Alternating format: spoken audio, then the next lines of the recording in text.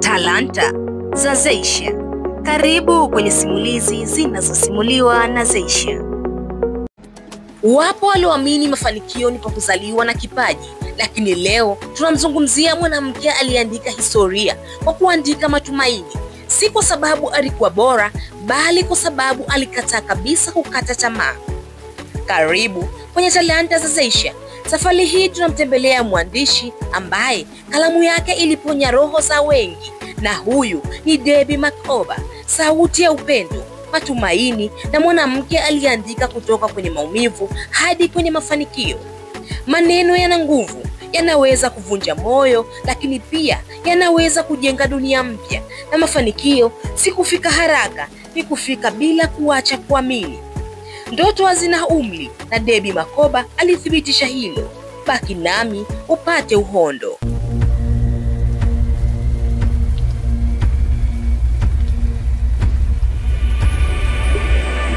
Jina lake kamili ni Debbie Makgoba. Alizaliwa mwaka 1948 huko Yakima, Washington, Marekani. Alikulia katika familia ya kawaida, lakini alipambana na changamoto kubwa. Hakuweza kusoma vizuri kwa sababu ya tatizo lake la dyslexia. Wakati wenzake wanaandika kwa urahisi, yeye alihangaika kutambua herufi. Lakini moyoni mwake kulikuwa na moto, ndoto ya kuwa mwandishi mkubwa. Je, uliwahi kuambiwa hutaweza kufanikisha jambo fulani, lakini moyo wako ulikataa kabisa kukubaliana na hiyo kauli? Debbie Makgoba aliandika hadithi yake ya kwanza akiwa mama wa nyumbani, akiwa hana pesa nyingi, akiwa na ndoto tu, lakini yeye aliamua kusikiliza moyo wake, si maneno ya watu. Kwa miaka mingi aliandika vitabu na kupeleka majibu ya kukataliwa kutoka kwa wachapishaji. Alikataliwa zaidi ya mara 90 kabla ya kitabu chake cha kwanza kukubaliwa. Kila kukataliwa ni hatua moja ya karibu ya kukubaliwa. Ndoto inapochekwa ndio wakati wa kupigania zaidi. Na aliandika si kwa sababu alikuwa na uhakika, bali kwa sababu aliwaza labda siku moja nitaeleweka.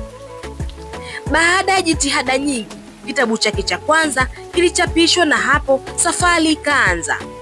Leo vitabu vyake vinauzwa zaidi ya milioni 200 duniani, na vimegeuzwa kuwa filamu na series kama Cedar Cove na Mr. Miracle.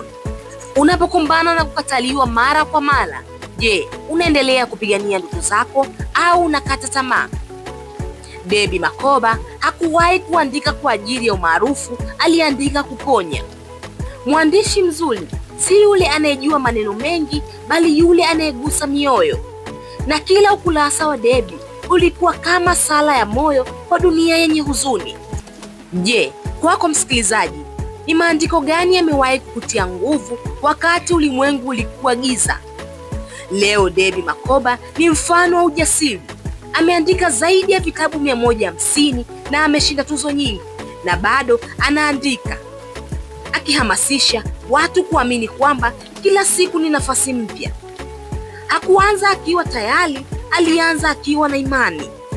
Aliandika ndoto zake hadi zikawa kweli.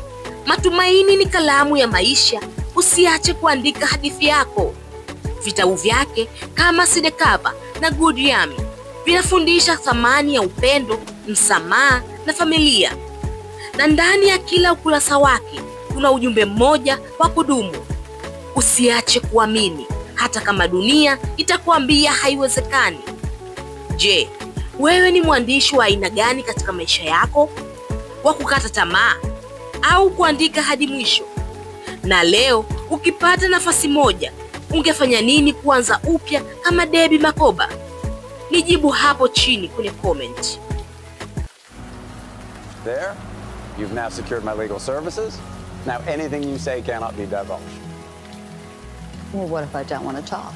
This month, the Hallmark Channel kicked off its 3rd season of Cedar Cove, starring Golden Globe nominee Andie MacDowell. The TV series is based on romance novels by best-selling author Debbie Macomber. I never dreamed that I would have a TV series based on my stories. Debbie Makgoba alionyesha kuwa Kalamu inaweza kuwa taa, hata ikichelewa kung'aa, mwanga wako hautapotea. Hii ilikuwa Talanta za Zeysha, safari ya matumaini, safari ya mwandishi ambaye aliandika kwenye moyo hadi duniani. Kumbuka, kila talanta ina hadithi, na mimi ndiye ninayekusimulia. Mimi ni Zeysha, nikukumbushe, talanta inapotumika vizuri ni mwanga wa dunia. Kwa simulizi nzuri kama hizi, usiache kulike, kucomment na kushare, bila kusahau kusubscribe. Na maliza kwa kusema, babu yangu aliwahi niambia, nami nakwambia wewe rafiki yangu, usijiulize uanze na nini, anza na nia.